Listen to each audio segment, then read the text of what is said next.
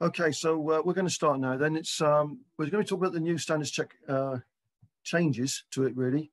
For want of a better expression, it is going to be a new standards check with the format as taking place. We are going to be talking about, if you can move on, Tom, the objectives, find out what the changes are, really. So what are they? How do they work? What must I prepare for? And how can I improve? So we're going to cover all four of those.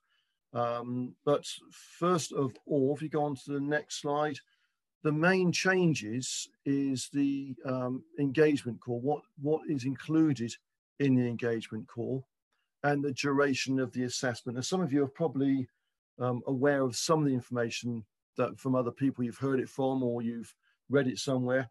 We're going to go through what is the definitive information that we've got at the moment about what's going on, so we can keep you up to date in a better format, really. So if you can move on now then, Tom, we're going to ask two questions in a poll, and I'm going to leave that for Tom to sort out because Zoom can do some magical things. And in a second, you'll get some questions come up, and we'd like, they're just yes or no answers, what they are. And Tom has now put up on a question one, do you agree that standards check needs to be prioritized in terms of seeing lower performing ADIs more regularly? And what we'd like you to do is to click on the yes or the no. Let's give you a few moments to do that.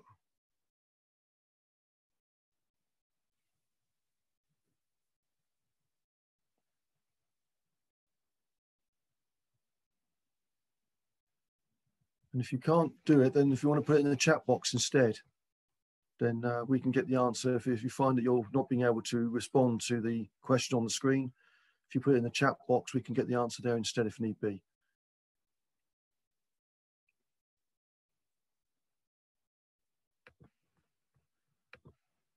And Tom, are you there? Is that working? You're getting answers there or not? Yeah, that looks like everyone's voted now pretty much. So 82% said yes and 18% said no. So it's quite a strong agreement that standards checks need to be prioritised to those who aren't performing so well. Great, okay. So we move on to the second question. Again, it's a yes or no.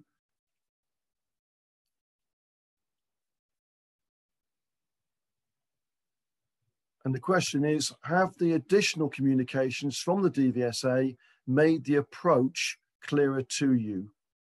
Have the additional communications from the DVSA made the approach clearer to you? So if you can click yes or no, and if you can't interact with that, then please put the answer in the chat box at the bottom.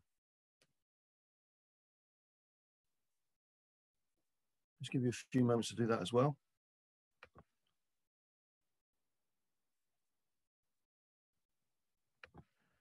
Okay, what have we got there, Tom? It's 50-50. Oh, is it really? Okay, that's interesting. Okay, fine. Right, so no one really agrees or disagrees about the situation as a community. So if we go on to the next question we've got here, which I'd like you to put in the chat box, if you will. It's going to be a couple of words in here. Please add comments in the chat box. What concerns you most about the new approach? Now, obviously, you've got to know about it. So if you know what the changes are, you've had a good idea what they are, then if you could comment in the chat box, and we can take this away, because this information we get is what helps us to form the outgoing information we pass out in our direct mails, and also what we put in the magazine as well. So having this through a live webinar, instead of us waiting to put these questions out in print and wait for the next magazine to go out, which can take a month or so, it's easier to do it this way, and then we get the response straight away. We can work straight away on what's going to go out. So comments in the chat box, if you could. The chat box at the bottom of your screen. If you just take your cursor down to the bottom, and it will highlight a few icons there. And one of them is chat. And if you can just click on the chat with your cursor, and you should be able to enter in through a talk box. So we've got a few mixed ones here. Every ADI situation is different. One size doesn't fit all. That's absolutely true. It doesn't. Not clear about the approach. Examiners, how can the examiners distinguish between nerves and redness for tests? The approach is a good one as long as the additional checks are focused on helping and supporting the ADI rather than the route for penalising someone. Okay, it's true. Thank you, Richard. Susan, if you're a good instructor, then there should be no concerns. It's true. Okay. Unfair system that penalises ADIs for the performance of pupils on test. That's from Anthony. Okay, Anthony, it's a comment that we hear quite often. The support is given where needed. Great. Okay.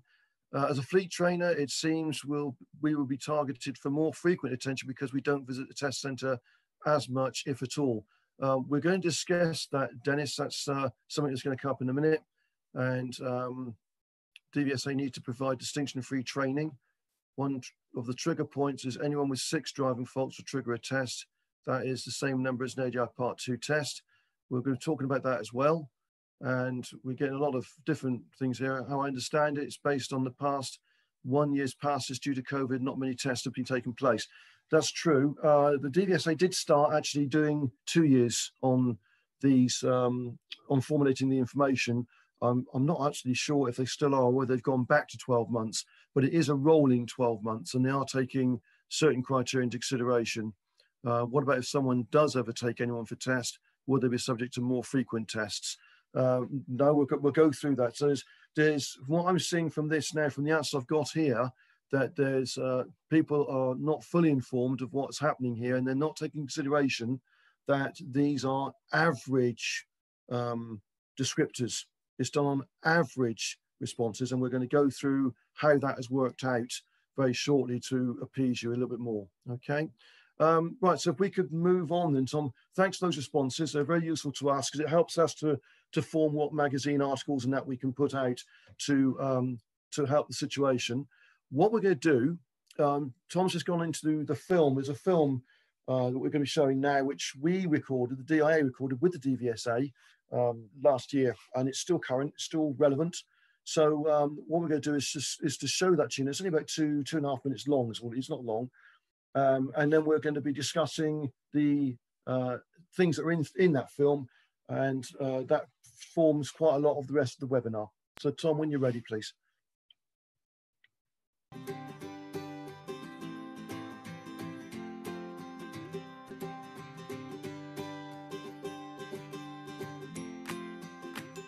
I'll just phone up to make sure that you're aware of the changes to procedures at the moment due to the COVID pandemic. And have you had a chance to look at our standing operating procedures? So there'll be no beginner lesson and no static lesson. And also, you know, we'd like to invite your trainer to the test. Unfortunately, they can't accompany the test on this occasion, but they're more than welcome to listen in to any feedback and discussion at the end when we give you the profile of your performance. And if they can't be there personally, then they're quite welcome to listen via a mobile device. Is that okay for you?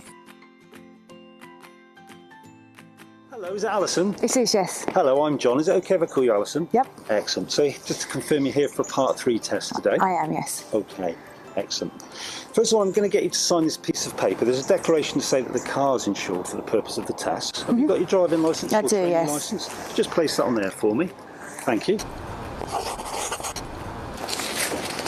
That's lovely, thank you. Can I just get you to lower your face covering? Excellent, thank you. Thank you. Okay, if I could have a look at the training records, that'd Sure. be lovely. That's fine, there's the personal reference number. Hello, Howard. Have you got your ADI certificate with you? I've got that right here. I'm going to avoid touching it, so if you could just... Yeah, sure. There's the picture. There, and there's the number and date on the back. Excellent. Thanks very much for that. Let me just remind you about the changes to the standards check because of the COVID pandemic. So we're looking first of all at a slightly shorter time frame. Yeah. So about 45 minutes with 40 minutes with the wheels moving.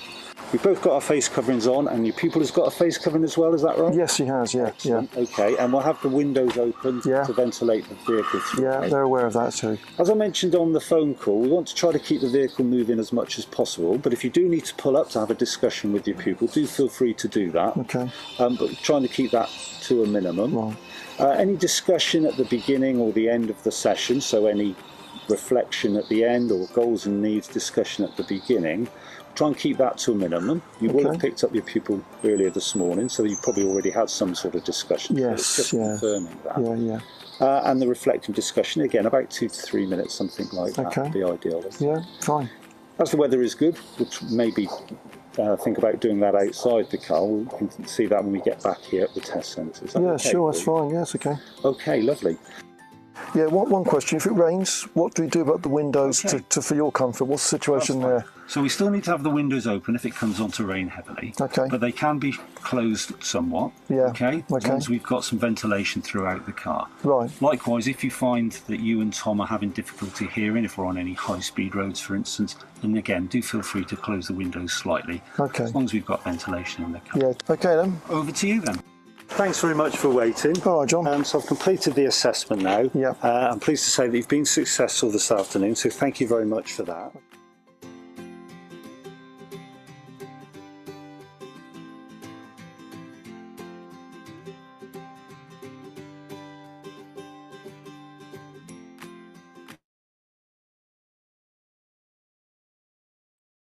Okay, so we can see from that short film that the DVSA we produced with them, that's the main information that that's how the standards check will take place. That's the procedure for it. But the film itself was truncated because the actual telephone call will be what's called the engagement call, and that will last a bit longer. So if you can move on to the next slide, Tom, please.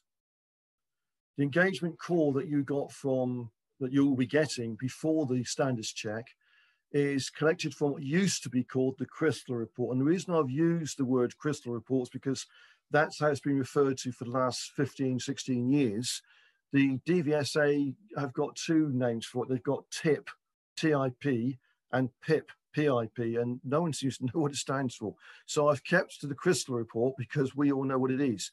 And the crystal report, I'll go through that on a couple of slides, Tom, exactly what it is, but you'll be see it. What it is the logins of all the tests that take place in your vehicle under your ADI number. That's what it is. And it's all the faults that are marked on the sheet. So the crystal report details will be given to the examiner who calls you for your standards, so for your engagement call. An engagement call will come to you once you've received the letter for you to be told that you are going to be called for a standards check. So you get given the letter, asked to book up your standards check, and the engagement call comes after that it's saying about 8 weeks before the standards check itself. Now, the reason they want to do it that far ahead is that if the crystal report highlights bits and pieces in there which the examiner sees could be a bit of a problem, it gives you time to find a trainer or someone, or to sort out yourself, to try and go through the reasons why and dissect why the problems are taking place with the students, why they seem to be having the same problem. It could be that you've got a real nasty road layout with roadworks in a certain area, and most of the failings for junctions is at a particular area of the town or city where you are, where the traffic's all bulked up and people are blocking the box junctions and everything else. It could be that sort of situation, and you can explain that back to the examiner if need be. But what you can't do on the crystal report is to ask the examiner how you go about doing training of certain areas. It's not a training phone call, it's a engagement call to say, this is what we're finding, this is the full report for the last 12 rolling months of the test results of the driving tests that have come to the DVSA test centres that you use, and all the driving faults and serious faults are marked down along with where the examiner's taken action. And what they do is highlight where those faults are on the sheet and say, well, perhaps you want to go and get some training with somebody in order to help you sort that out, or whatever the problem might be. They will discuss the format of the assessment and what the crystal report has highlighted. Call lasts about 30 minutes, but the call is not a discussion about training. And the DVSA, as soon as the call turns from discussion about training, the examiner will say, look, I can't discuss that with you. This is an engagement call about what's going to happen for the process on your standards check. But you noticed on the film that on the day, the normal standards check, which was always about an hour, has been truncated down to 45 minutes with the wheels turning at 40 minutes. That's one thing they will discuss in the engagement call as well. Also about what to bring with you. Obviously, make sure your ADI badge. And also to ensure that you've got perhaps a CPD folder with you as well. And the things that you need to bring with you. And really, you don't need to discuss with the examiner what you're going to be doing at that time, because it's too early, because you probably won't know you're going to take anyway. So that's not really in the engagement call. It's more about the process of what's going to take place on the day, what time to turn up, etc., how long to be there before, make sure the vehicle's clean, and all this sort of thing. So if you go on to the next slide, Tom, and we'll talk about what's happening on the day.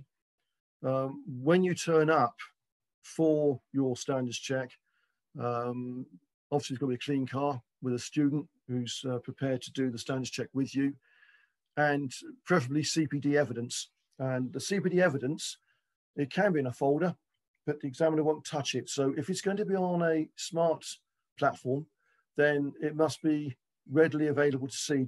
You can't spend time trying to search for it in loads of folders. It's got to be on the screen that you can just hold up and say, I've done a little bit of a summary of my CPD I've done in the last year or so. It hasn't got to be for the last 4 years, it's in the last year, and I've been doing this and I've learned this from it, and I've been using this to great effect.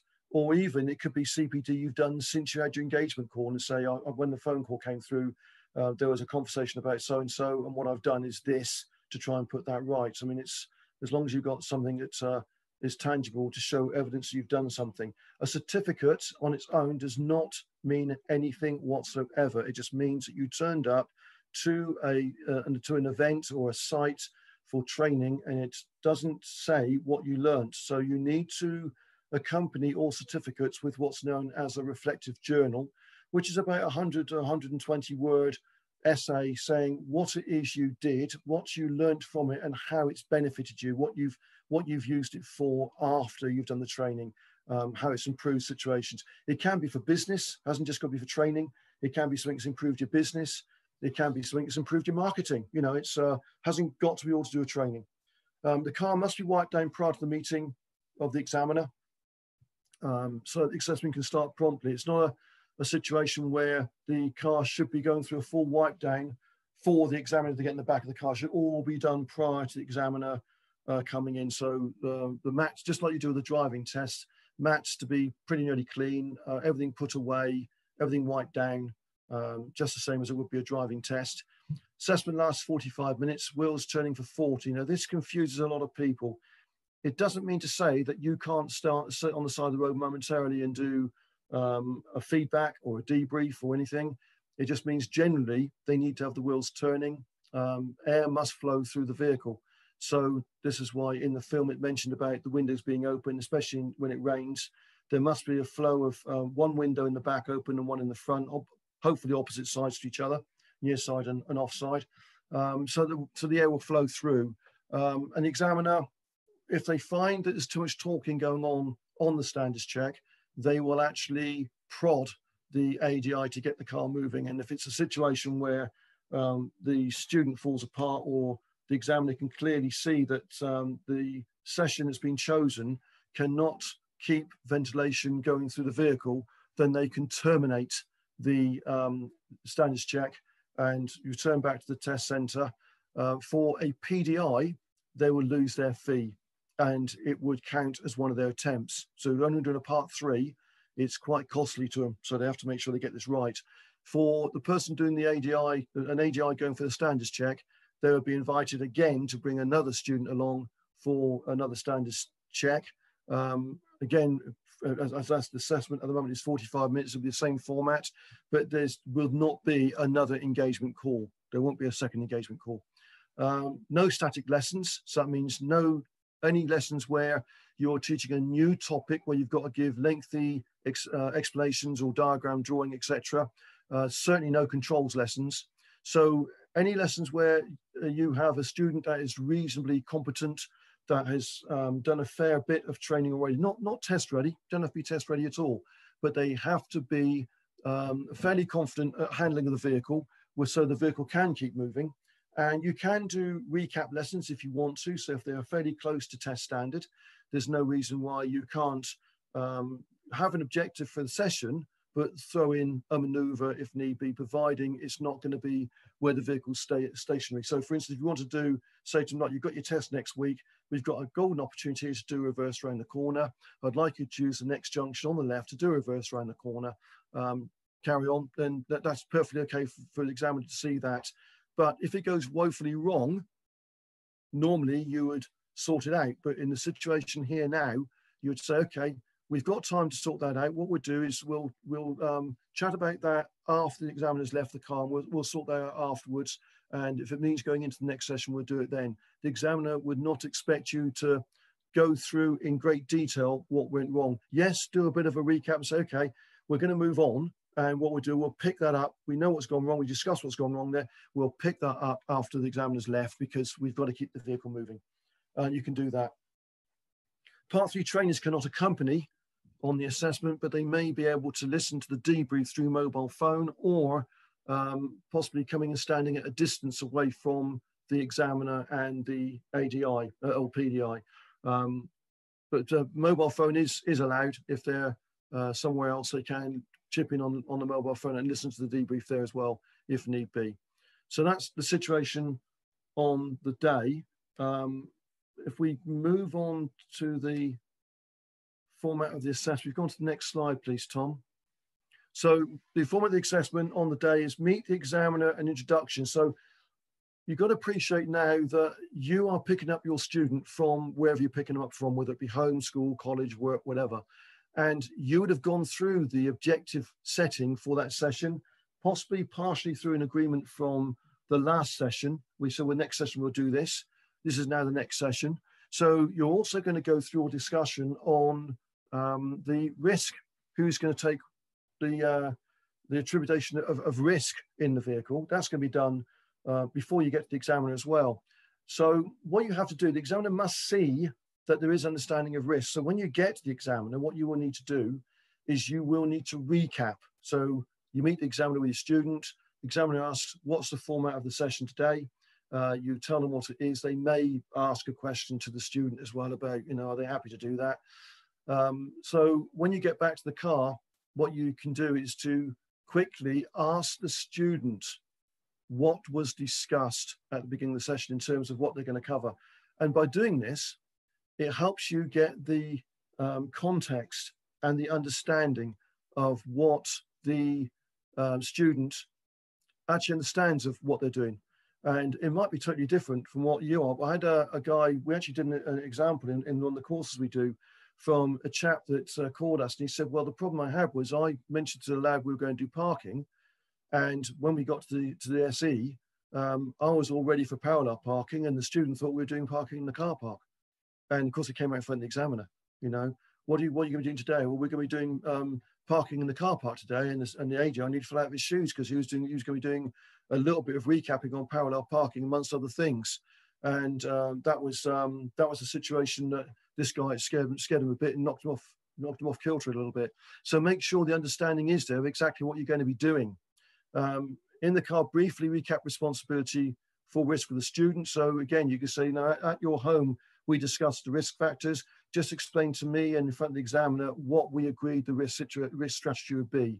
So rather than go through the whole thing again, just get the student to understand what their responsibility is going to be. And then you can, if they make some gaps in their knowledge, then you can fill them briefly and say, and I've got the dual controls here if we need to have them. But the wheels must be turning for around about 40 minutes. And you must be back at the test center again within the 45 minutes so the debrief can take place. So you've got to be on the road 40 minutes, about 45 minutes, be back at the test center. So if you move on, please, Tom. I've got a couple of comments in the chat. One of my PDIs had SE and trainer examinee in part 3.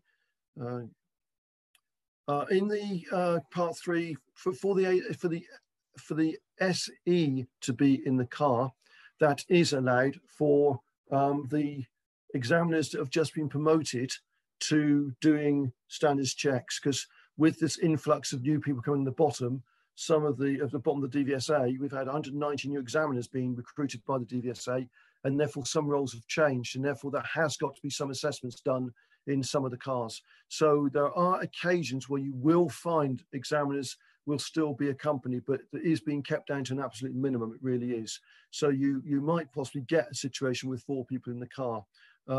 Again, that should be at the discretion. The student should be asked if that is okay. The ADI doesn't usually get asked, but I think the student does. And there should be a yes or a no from the student. And if there's a no, then I believe that the assessment on that particular check test, standards check, the assessment or the examiner doing the assessing of the examiner wouldn't necessarily take place. So looking at the screen ahead of us now, we've got what I call the crystal report, what's been called the crystal report for a long time. And this is basically it looks like a complete mock of the driving instructors, sorry, the examiner's marking sheet, the DL25. It's in the same format pretty much. And it puts down the series of faults you've got there. This guy here had a total of 63 tests that he took over a period between in 2018, 2019. He had 19 that passed. It gave him a pass rate of 30.16. That's quite low. Minor, so out of all of his minors, you add up all the minor faults he had there, it comes to 5.67 per test, which would put him outside the scope of the parameters the DVSA are looking for. The serious faults 0.98, dangerous faults 0.32. But you've also got ETAV, ETAP there. ETAV is examiner took action verbally, and ETA examiner took action physically on 15 of those tests. So there's quite a lot gone wrong there with this particular ADI. And I can tell you, it might look like it's one's been made up, but we actually, it's okay, Robert, sorry to hear that, but we'll speak to you again soon. So we've got a situation with this guy who's really his engagement call, well, I think would probably be an examiner talking on the phone and saying, you seriously need some training here, because the pass rate 30.16 is low enough, but to have 15 examiners taking physical action, something is seriously wrong. They are definitely taking those students up to test who are definitely not ready and cannot cope with the environments they're driving through. That would be the problem there. So that there's quite an example of example of an ADI that would be called in for a standards check for sure. Now, what we'll do is if you can just go on with the slides, you've got some bullet points on the side there, Tom. So what the examiners are looking for, what the DVSA are looking for, is the total amount of tests taken, the total faults, the pass rate, whether the examiner took action, physical or verbal, the type of faults, and over the last 12 months of the rolling period. So they take 4 of those there, but it's done over a 12-month rolling period. As I said at the beginning, there were some at the very beginning of this that were done over a 24-month period because of COVID. We believe they reverted back to a 12-month rolling period now. And it's a rolling period. So we are now in October. So it'd be up till September next year. As soon as we go into November, then it'll be a 12-month rolling period to October next year. So it rolls on all the time for the whole 12 months. So what we are, if you just push on again with the slide, please, that's it. ADIs are encouraged to keep their own records, okay, in addition to what you've got here, because as one of the chaps said in the chat box earlier on, I've taken 7 tests to, 7 tests have gone to the test centre in students' own cars because they got a short notice test and my car wasn't available. Those tests would not be added to this crystal report because unless the ADI badge is in the window, because you might be in the back of the car, for example, which you wouldn't be necessarily at the moment, you can't accompany at the moment.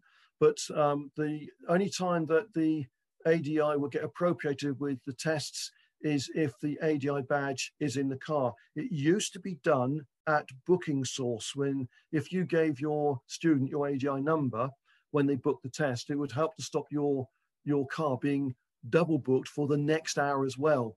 It meant you wouldn't have time to get the student home and the next one to the test centre. So it blocked out a certain amount of time between tests in a day to make sure your car could not be double booked. So that used to go onto the Crystal report for the ADI. It doesn't anymore because the whole booking system's been changed. All of that data entry's been lost now. It can only be done by the examiner taking the number off the badge in the front of the car. So if the badge is not in the car at the time of the test is not appropriated to the ADI. Now, there are pitfalls to that and there's advantages to that. The advantages are if you get an awful test result, God forbid, it doesn't go against you, but it also changes the averages a little bit as well. So you've got to be a little bit careful here on you having people go up to test without your being appropriated to your badge. The DVSA has said that where they know that cars are owned by ADIs, they will have the numbers at the test centres, the ADI numbers at the test centres anyway, and they can appropriate them if the ADI has forgotten to fill it in. They have been, I think the DVSA have said, try to remember to take it off the ADI badge rather than take it from any form of files. So it will come off the ADI badge, should do. ADI is encouraged to keep the records. If you can just go on one more click, please, Tom, there's one more there. Reports are more accurate than they used to be due to the data coming from the DL25s from the app rather than being input manually. So when they put this in to their iPad, it goes through some little box of tricks that adds it all up and everything else and sends it, uploads up to Newcastle.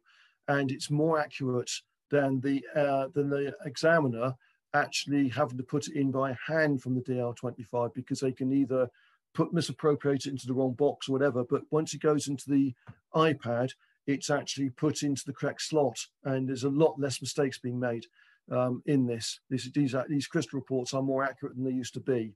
So what we Bruce is saying that we can't keep a true record of tests in my cars. We don't get a copy of the email and student report. Well, the thing is, what you can do is no reason why you can't ask the student to forward that to you. It's their permission whether they do or not. So there's nothing under GDPR. It belongs to them. And if they choose to send that to you, then you're not breaking any rules or regulations. Just be careful how you process that information. So you're only keeping it to put on a little chart and put dots against all the faults that they got. And that's fair enough, as long as you don't keep their name and their details against that input. Otherwise, you're processing information and you have to then register to the Information Commissioner's office and pay a fee. So if we move on, please, Tom. At the top of that Crystal report, these are the DVSA triggers that are being looked at here. You've got the amount of tests that are taken. The tests, if an ADI is a fleet trainer or they are part-time or whatever, they've got to take 5 or more people to test for the Crystal report to trigger results over the 12-month rolling period. I haven't trained a learner since 2017, so I don't go to the test. I do fleet all the time. So I would get a standards check every 4 years. I am on the fleet register as well, but that doesn't, there's nothing collated from that register. So I would get a standards check every 4 years. I will be pushed back on my standards check if there seems to be a proliferation of ADIs not performing well, like the example we saw of the Crystal report that I showed up on the screen before. If we had loads of ADIs like that, obviously they would take priority to get their standards check done before me, and they may get more than one standards check in a 4-year period. That's what this system is trying to do, is to help give feedback. It's not trying to not beat you across the head with a stick. It's trying to give you feedback where they can of things that are going on by formulating the report in the first place, which you can ask the DVSA for anytime. And I have the email address for that request at the end. You can ask for that anytime you want to, so you can actually monitor as a going concern what your results are. And I suggest you do that from time to time, because I've had phone calls from ADIs where they've said, according to me, I took 17 tests to my 2 local test centres over the last 12 months, and I've only been registered for 12. Why can that be? So we contacted the DVSA, and they said the reason it could be is simply because the ADI forgot to put the ADI number in the manual, and that's, so it's a human error. So it's what you need to do when you go to the test centre is to ensure that the examiner has logged down the ADI number. When you go up to the side of the car to listen for the feedback when you stand outside, just ask the ADI, just ask the examiner, said, have you put this one down on the sheet? Oh yeah, sorry, I forgot that. And they just pick up the ADI badge and we'll write it on. But they are human, they are only human, and they do actually make mistakes. So it is possible they can forget to put the ADI number on. If they have your details in the office, they may use that, but they are being encouraged not to now. They're being encouraged to take it from the ADI badge when it's in the car. So what we've got then is the total pass tests, and they look at the pass rate in percentages of the total passed tests according to how many you've taken. So if you look at the percentage, you've got 63, 19 tests to pass, that's 30.16, which is under the 50, whatever it is they want. I'll show on the next screen what the parameters are. Also looking at the examiners took verbal action, took action. There's 19 there altogether. So, and I believe it's not the physical, I can't remember if it's the physical or verbal they have to do. Again, I've got the parameters on the screen. Let's just check. It's the average number of driving faults, serious faults, percentage of tests where the examiner had to take physical action. So the 15 would be taken into consideration on the situation here. And the overall pass rate is what is taken into consideration as well. They're the 4 parameters. So they look at the amount of faults. So they don't, they look at the driving faults and serious faults, but they don't look at it as each test. What happens is they collate the numbers of faults over the 12 months and then divide it by the tests you've done. So the people at Q Company say, well, I've had 5 already. I've had five tests where they failed and they've gone and triggered 3 of these things. That means I'm going to get a standards check. No, it doesn't. It's being spread over the 12 months. So what you're doing is you're taking those 5 tests in isolation. You must take the 12 months as a whole and add your faults to each other from the test before and do a running total and divide that at the 12-month period by the amount of tests that went to test in that 12-month period. And that will tell you the average. If it's more than 5 on the, where is it? If it's more than 5 or greater on the driving faults, you'll be called. If it is greater than 0.5 on the serious faults, it rings a bell. If the percentage of driving tests where the examiner had to take physical action is 10% or higher, that would ring a bell. And if the driving pass rate is lower than 55%, that would ring a bell. So you've got to get 3 of those 4 parameters to be called for a test over an average, as an average on the 12-month period. They're not tests in isolation that the DVSA are trying to mark you for. So I'm going to go through what all that is about on the next slide. We start that. So the DVSA are looking at the following data over a 12-month rolling period. So the average number of driving faults per test. The only way you can get the average number of driving faults is to add them to the test before. So each test you go to, add all the driving faults to the total you had of the test before. Same with the serious faults. And if you divide that by the faults by the tests you've done in the previous 12 months, then that will give you your average. So you must, if you can make a note of all of the driving faults and serious faults, you don't necessarily need to know what they are, because you can order a crystal report and find out what they are. But if you want to say to your student, what did you get on your sheet that the examiner gave you on your email, can you please tell me how many driving faults you had, how many serious you had, just add them to the total. You don't necessarily need to know what they are, although you can discuss it with the student. It's the student's information. Under GDPR, you're not breaking any rules.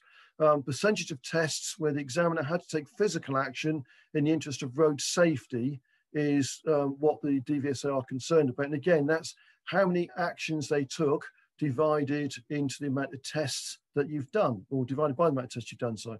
And that gives you the average there. So if the average of that exceeds 10%, then that is one of the triggers that could call you for a standards check, and look at the overall pass rate as well. So if it's less than 55%, or sorry, 55% or lower, then that would be one of the triggers. So if you could move on, Tom. And here's the actual parameters here over a 12-month rolling period. The average number of faults per test has to be 5. So you can get some tests that will do 16 driving faults. You might get 1 or 2 of those. Doesn't mean to say you're going to get called for a standards check if you get the next 10 or 15 where they get 1, 2 or 3 faults. So because the averages comes down. Same with the serious faults. Percentage of driving tests where the driving someone had to take physical action, that's a bit of a worry to you if you're going to get a lot of those. But the one that knocks you the most is the driving test pass rate, because if you get somebody who does 16 driving faults, no serious, no dangerous, well, that's a lot of driving faults to have, but it also gives you those 16 faults and the fail. And that's the sting. That's the worst one you can get. 15 and 16 driving faults and you get a fail. That means you really have knocked your averages for quite high. So this is why we've really got to ensure that these students go to the test with competence to be able to handle the vehicle and confidence as well. But we're looking at 2 areas that they've got to be competent at, not just how dexterous they are with the controls and how they change gears and their judgment of changing gears.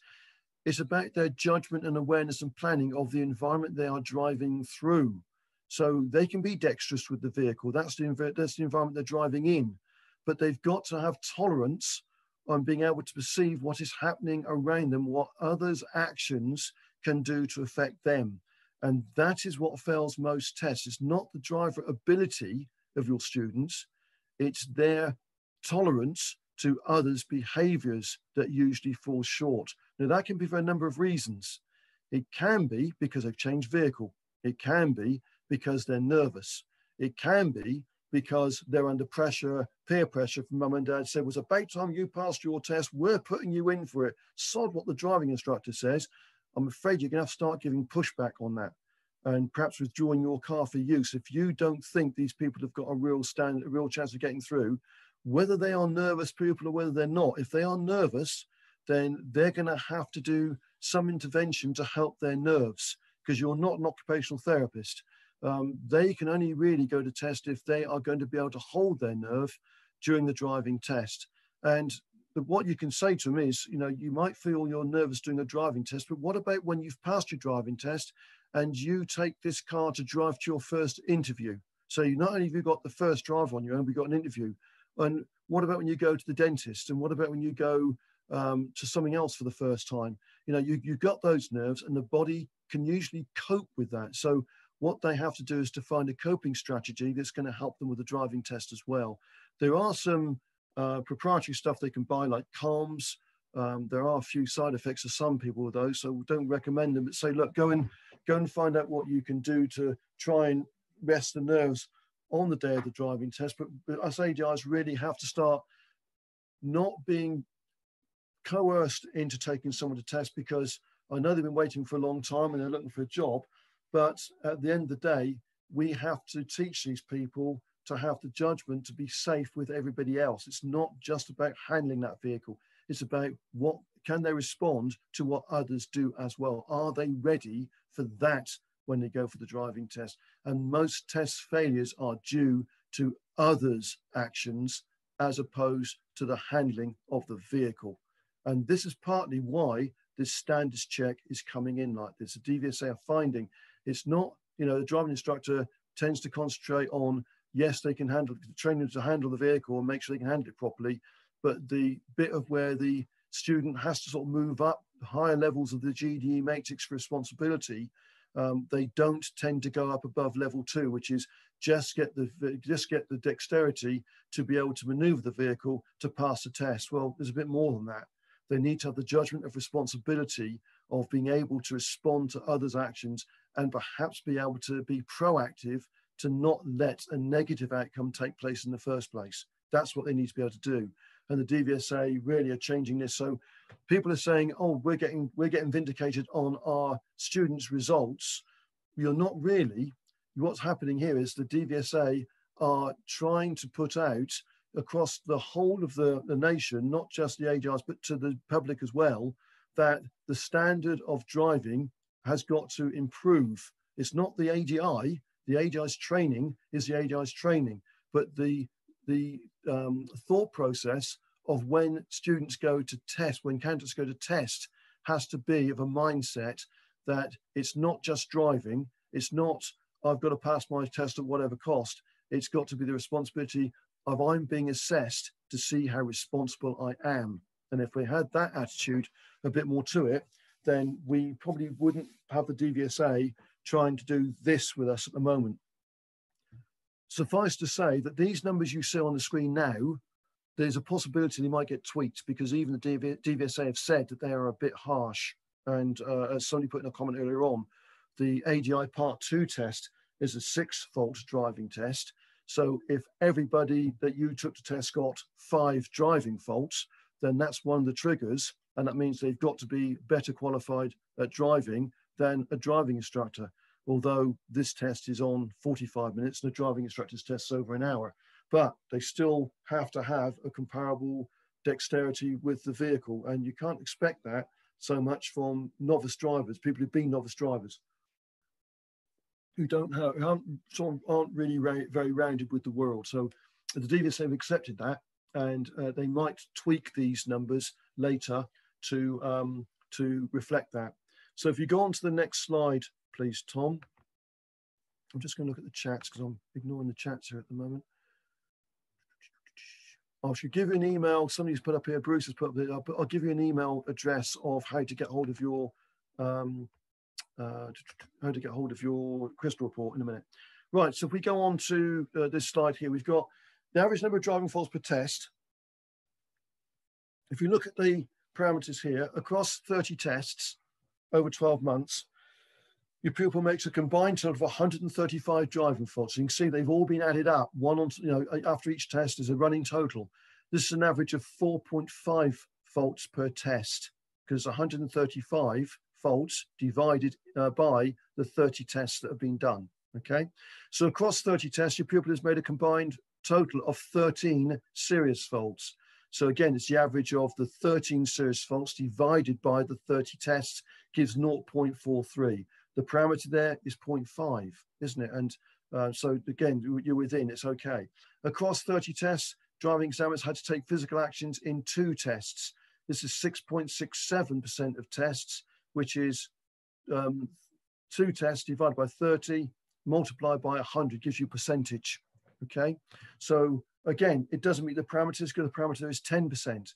In a total of 17 of the 30 tests were pass and 13 were fails. This is a pass rate of 56.67, which is 17 failures divided by the 30 tests. Sorry, 17 pass tests divided by the 30 tests multiplied by 100 gives you the pass rate. So therefore, it's over the required 55. So that's okay. There's nothing. There's none of the parameters there have been touched. They're all within the tolerance for you to be left alone to get one standards check in the 4 years. Now let's go and look at the next slide. And on this slide here, this again will be no test, although some of the triggers have been activated. So 20 tests over 12 months. And across 20 tests, there were 95 driving faults. That's an average of 4.75. Again, it's below the 5, so that's okay. Across 20 tests, combined total of 12 serious driving faults. Well, that hits 0.6. So that is actually a trigger. Across all 20 tests, the driving examiner had to take physical action in 1 test. So that's 5%. So that again doesn't meet the trigger because the trigger is 10%. In total, 8 of the 20 tests passes, 12 were fails, and that is 40%. So that gives a pass rate below what the DVSA are looking at, 55. So that's a second trigger. But because only two out of three triggers, or out of the 4, only 2 triggers have been triggered, there's no call up for a standards check. So you can see you haven't got to pass all of it. There is some tolerance and leniency here. So if we go on to the next one, next slide, and we can see that 30 tests through 12 months, across all 30 tests, there's a combined of 255 driving faults. That's 8.5, so that breaks the trigger straight away. Across all 30 tests, pupils made a combined total of 17 driving faults, serious faults, sorry. That's 0.57, so that breaks to 0.55. Across all 30 tests, driving examiners had to take physical action in 3 tests. So that makes it 10%, which is on the tolerance level. And in a total of 18 out of the 30 tests were passes and 12 were fails. So the pass rate is 60%. So that's okay. That trigger wasn't broken because the pass rate tolerance is 55%. So that's better. So you've got 3 of the 4 have been triggered, and therefore the ADI would at some time get called up for a standards check. So you can see you don't have to get every single person as a pass. There is a little bit of tolerance in this for you to be able to get some faults. Some tests will go up with faults. You'll have some students with bad days, but they're not all immediately going to be acting against you. So it's a good chance that it's not quite as dire as a lot of people think it is. If we go on to the next slide, if people take less than 5 pupils to driving test in 12 months, then this doesn't factor at all on being called up under this scheme. So if you bring fewer than 5 pupils, or you don't teach learners, which I don't, then you would do 1 standard check in each 4-year period. But you'd still, that might slip into a 5th year, possibly if there's a big influx of Part 3s on the trainee licenses, which have to be done because when they are past their Part 3, obviously they've got to do their Part 3 in a certain time scale, but the DVSA also need to do their first standards check, normally within 6 to 8 months of qualifying. So they have to be fitted in as well. So if you get an influx in the Part 3s, that might slip the fleet people, and the ones that take less than 5 to test might slip them back. I can confess now, I haven't done a standards check for 7.5 years. I've written to the DVSA and said, why haven't I done the standards check for 7.5 years? And they came back to me and said, well, we'll put COVID aside, but you're not in the area of concern for us. We've got many, many, many other ADIs that are of a concern to us, and people who are in a situation where they have to get through because of qualification time, etc. So the situation is that you will be told when to book or be asked, invited for standards check, and given a time scale within which to book. You'll be given a date from and to date for you to book into. That's what they request you to do. I think you can get it brought forward in certain circumstances, but normally it's within whenever they say it's normally a sort of within a 3-month period you've got to book it at the moment, which gives them a chance to get the 8-week engagement telephone call into you as well. If you don't get through the first standards check, if you fail it, then you will be called by the DVSA and given a date. You won't be asked to book, you'll be told a date. You can negotiate that a tiny bit. For example, if you're going into hospital or you've got other commitments that's going to hit that date, and they say, okay, well, in that case, so we'll do it the week before, we'll do it the week after type thing. But that's normally done by a different examiner. You won't get the same examiner it's quite often it's done by a more senior examiner. And if you're on for a 3rd attempt, it's done by the most senior guy in the area. The regional senior manager will be taking your standards check in that instance. So that's what happens in there. Now, I promised you an email address, and I'm just going to have to find it. Just give me a second, because the email address that was done by Paddy, and that is no longer the case. So if you can, what I'll have to do is when we send out the next direct mail to you all, we will put it in there for the request. It doesn't come from Paddy anymore. It now comes through ADI. I forget what it's called. I forget what they call themselves. No, it's a department they've now set up, and that's the name of the email. I'll have to. Sorry, I thought I had this in a slide. I've got it in one of the courses we do, but I haven't got it in on these slides. So what I'll do is I will get that. I'll get that shipped out to you so you can see what it is, and you'll be able to apply for that in. Just going to try and see if I can find it in my drive here while I'm here. I'm not going to find it in the drive by the look of it. No, I'm not. Okay. No, I shall. No, I haven't got it at hand. We'll get that out to you. We'll send it in the next direct mail. And is there any other way we can send it out, Tom? Any other method of doing it? So they can get that. If anyone's got any questions, Howard, I'll have a quick look now and see if I can find it. Yeah, I've got a little telephone directory on this computer, but if I go into it, I'll close off the seminar now, so I can't get into it. So, but it's I'll find out what it is, and we'll get it to you. We'll put it in next direct mail. I'll make sure that Carly adds that to next direct mail for people who want to get hold of the crystal report, and you'll be able to direct that to them, and they'll send that to you by email. They don't send it in the post; it comes to you by email, and you are able to download it. I'm just trying to see if it's. No, I'll have to get it to you. I'll have to get it to you. Okay. So if anyone's got any questions they want to put in I've got a question here. DVSA stats will not include tests taken in client's own vehicles. That's true, they won't.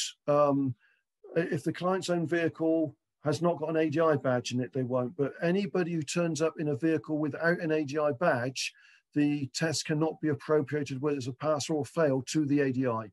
So it has to have a badge. I mean, you could try saying to the student, there's my ADI number. Can you give that to the examiner to get it put on? Whether the examiner will accept that number, I don't know, because normally they are told to take it off of the ADI badge.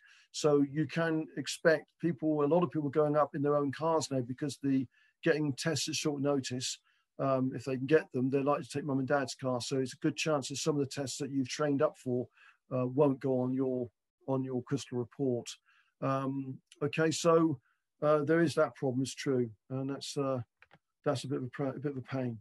Okay, so doesn't seem to be chats. I've got the email in the chat box. Yes, I've got Rob. He says, how's the pre-standards check telephone call booked? The DVSA will contact you by email and say what time they intend to call you. So you'd have to make yourself available for that. It's not a situation where you can book a time. It'll be on a weekday and it'll be during business hours. It won't be in an evening or a weekend. Okay, so there's that will help you there. If you qualify first time, well, the standards check is 4 years or less. No, if you qualify as at part 3 and you qualify, you will get it used to be called an education check. It's not anymore. You'll get your first standards check within 6 to 8 months of qualification. So you then form into the system on the 12-month rolling period. So the people who are part 3s, I don't believe at this stage at the moment, and I think it will be changed, but at the moment, until they get their first qualification standards check, the proper one, they don't start the 12-month rolling period. So I might be wrong on that, because there was discussion they were going to change that, but I haven't found out yet if that's been changed straight away. But as the last conversation I had, it had to be starting from when the first standards check had taken place. Okay, all right. Does the system take account if it is a pupil's second time taking the test because they failed the first time?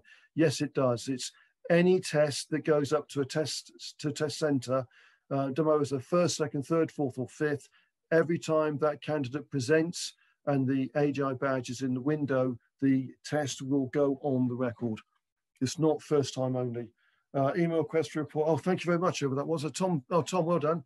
ADI.enforcement.analysis.request advi.dvsa.gov.uk. What a mouthful.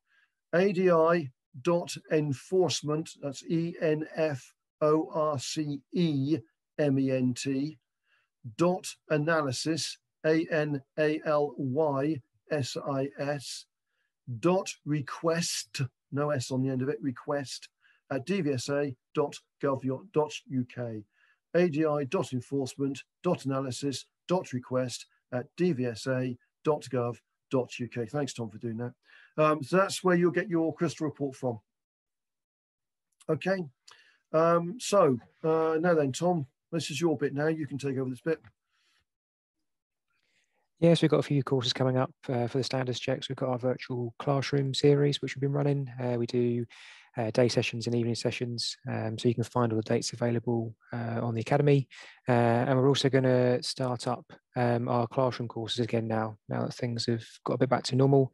So we will be running a standards check workshop on the 30th of November in Crawley, and you can book that by going to the Academy. If you've got any questions about either of the courses or any more that we do, just drop me an email to training@driving.org, or have a look on the Academy.